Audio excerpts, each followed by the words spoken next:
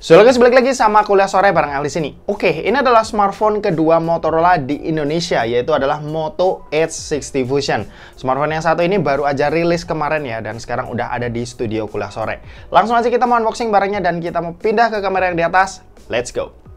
Oke, jadi ini adalah box dari Motorola Edge 60 Fusion. Buat harga sendiri, smartphone yang satu ini dibanderol dengan harga Rp5.699.000. Cuma ada harga spesial buat awal launchingnya itu jadi Rp5.299.000 atau 5,3 juta. Oke, buat boxnya sendiri dia simple aja, warna putih gini. Di tengah ada tulisan Edge 60 Fusion, lalu ada logo Motorola di atas. Di sini ada stiker tempelan, dapat bundling kuota XL 60 GB buat setahun. Kalau kita lihat sisi-sisinya, di sini ada logo Motorola, lalu di sini ada tulisan plastic free packaging, lalu di bagian atas kosong, di bawah ada nomor IMEI sama warna yang mau kita unboxing ini namanya Phantom Slipstream. Oke.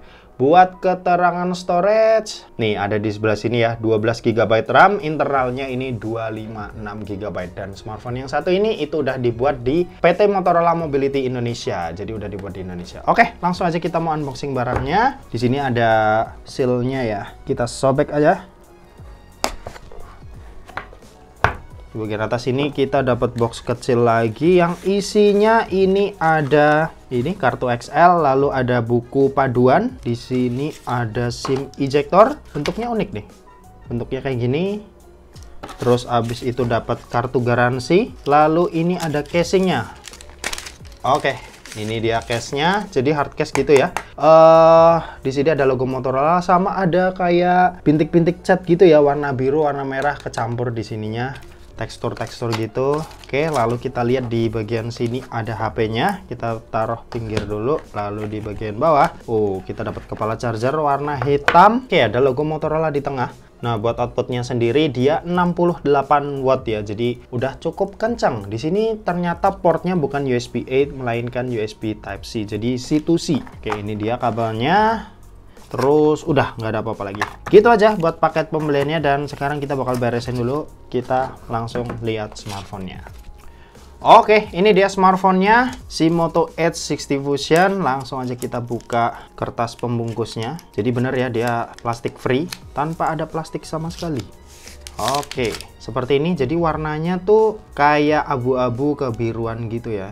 Oke, segel-segel udah kita lepas, dan ini dia desain dari Moto Edge 60 Fusion. Di sini buat bodinya ternyata dia pakai material kulit sintetis. Oke, jadi lembut banget dipegang dan pastinya nggak licin ya di tangan. Di tengah ada logo Motorola. Di sini ada setup 3 kamera sama 1 LED flash. Buat buat frame kameranya sendiri, jadi dia nyambung sama bodinya, jadi dibuat melengkung seperti ini, jadi nggak ada garis pemutus. Cakep. Terus kalau kita lihat sisi-sisinya, di sebelah kanan ini ada tombol volume sama tombol power. Lalu di sini ada lubang, ini aku belum tahu apa, kemungkinan lubang mic ya. Terus kalau di bagian atas ini ada tulisan Dolby Atmos buat speakernya, sama di sini ada lubang lagi, kemungkinan ini juga lubang mikrofon. Lalu kalau kita lihat di sisi sebelah kiri ini kosong. Kalau kita lihat di sisi bawah, ini ada SIM slot, lalu ada lubang mikrofon lagi, lubang charging USB-C, sama lubang speaker. Buat SIM slotnya sendiri kita bakal lihat isinya dia. Oke, SIM 1. Hybrid. Jadi di sisi sebelah sini ini buat SIM 1 aja, sementara di sisi baliknya dia tuh buat SIM 2 atau SD card ya. Jadi kalian harus pilih mau pakai dual nano SIM atau satu SIM plus 1 kartu micro SD tambahan. Buat desain layarnya dia melengkung, curve, jadi cukup terlihat mewah. Dan sekarang kita bakal nyalain HP-nya. Kita bakal setting-setting si Moto Edge 60 Fusion ini terlebih dahulu. Oke, nanti kita balik lagi. Oke, jadi ini adalah tampilan awal dari Motorola Edge 60 Fusion. Buat desain awalnya seperti ini, cukup cakep. Buat tampilan UI-nya dia pakai stok Android, dan tampilannya kelihatan cukup simple ya, mulai dari kontrol panelnya, lalu icon-iconnya juga kelihatan simple, jadi enak banget buat dilihat. Aku suka banget nih sama tampilan UI dari Motorola ini. Oke, ternyata buat layarnya juga dia ternyata curve-nya di keempat sisi ya. Jadi kalau diperhatiin bener-bener bagian atas sama bawah itu juga curve, meskipun nggak semelengkung yang di sisi kanan kiri, tapi Ya Motorola juga nyebutin sih kalau layarnya ini lengkung di keempat sisi. Jadi tampilan desain depannya itu kelihatan cakep ya dan kelihatan mewah juga. Oke, seperti biasa sebelum kita lanjut bahas spesifikasi, kita mau ngetes dulu nih kecepatan baca dari sensor fingerprintnya. Oke, bentar. Nah ini dia. Dia posisinya ada di dalam layar dan jenisnya optikal. Ya kalau optikal emang belum sekencang yang ultrasonic ya, tapi ini hitungannya udah cukup cepet. Oke. Kayak gitu. Coba sekarang kalau misal layar mati, kita bakal coba.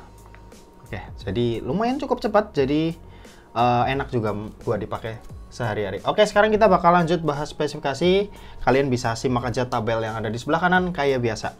Jadi buat chipset smartphone yang satu ini itu dibekali dengan chipset MediaTek Dimensity 7400 yang punya fabrikasi 4 nanometer. Buat RAM-nya sendiri dia ada di 12 GB dengan internal yang ada di 256 GB UFS 2.2. Kalau buat baterai dia kapasitasnya 5500 mAh dengan speed ngecas yang ada di 68 watt. Sementara buat sistem operasi dia pakainya stok Android dengan Android version yang udah di Android 15. Buat update sendiri si Motorola ini ngejanjiin buat dapat 3 kali major update ya. Jadi ya buat HP 3 juta buat HP 5 jutaan 3 kali major update atau 3 tahun itu udah lumayan oke. Oke, lanjut. Kalau buat layar panel yang dipakai ini POLED, resolusinya 1.5K 1220 x 2712 pixel dengan ukuran layar yang ada di 6,7 inci.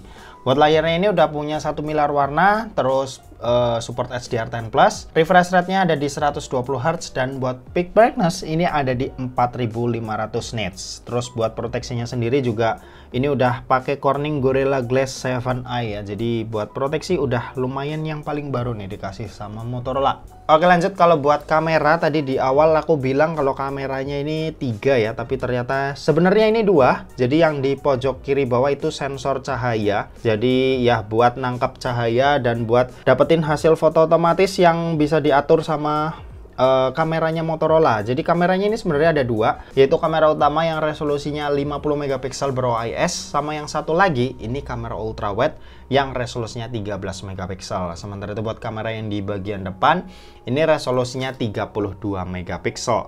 Oke, kalau buat menu-menu kameranya sendiri, dia paling kiri ini ada gerak lambat, ada video, ada mode foto, portrait, mode pro, lalu mode lainnya pilihannya kayak gini ya, ada cukup lumayan banyak. Lalu kalau buat perekaman video dia resolusinya bisa Full HD 60 fps sama 4K-nya ini bisa 30 fps. Jadi depan belakang mirip ya. Terus kalau buat fitur-fiturnya sendiri, smartphone yang satu ini itu udah punya IP rating IP68 IP69. Jadi selain bisa dicelupin ke dalam air, dia juga tahan sama water jet. Terus dia juga udah punya military grade standard ya. Jadi dia bisa bilangnya sih bisa jatuh di ketinggian 1,2 meter. Terus buat fitur-fitur lainnya dia ada NFC, speakernya ini udah stereo yang support Dolby Atmos. Terus ada fingerprint in display yang tadi di awal udah kita coba, ada gyro sama ada kompas. Oke, seperti itu buat fitur-fiturnya. Dan sekarang aku bakal nunjukin hasil foto yang udah aku jepret pakai smartphone yang satu ini secara singkat aja, nanti karena detailnya bakal kita bahas di video review. Dan berikut adalah hasil foto-fotonya.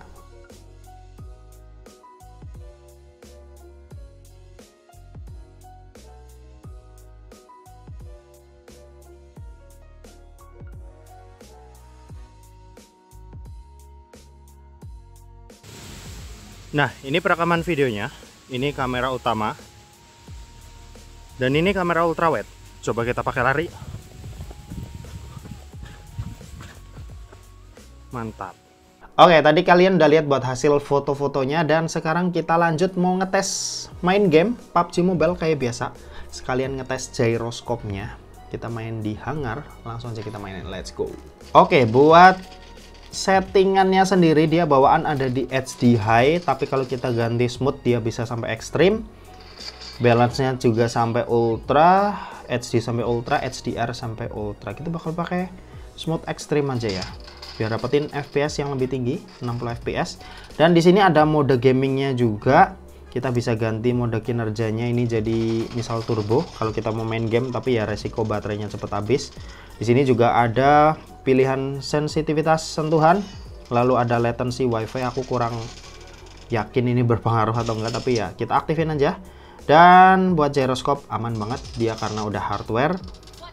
60 fps juga ya lancar banget sih di smartphone yang satu ini. Cuma sayangnya belum dapetin settingan yang lebih tinggi atau 120 fps atau at least yang 90 fps ya, tapi ternyata masih di 60 fps aja. Oke, kita bakal cari satu kill lagi. Oke. Ya paling segitu aja, nanti sisanya bakal kita bahas di video review. Kalau game PUBG sih aman banget ya. Nanti sisanya game-game lain bakal kita bahas di video review. Oke, mungkin segitu aja buat video kali ini. Terima kasih buat yang udah nonton video ini. Jangan lupa buat like, komen, dan share juga ke teman-teman kalian supaya teman-teman kalian mendapatkan informasi yang bermanfaat dari kuliah sore. Oke, terima kasih buat yang udah nonton video ini sampai habis dan sampai jumpa di kuliah selanjutnya. Bye-bye.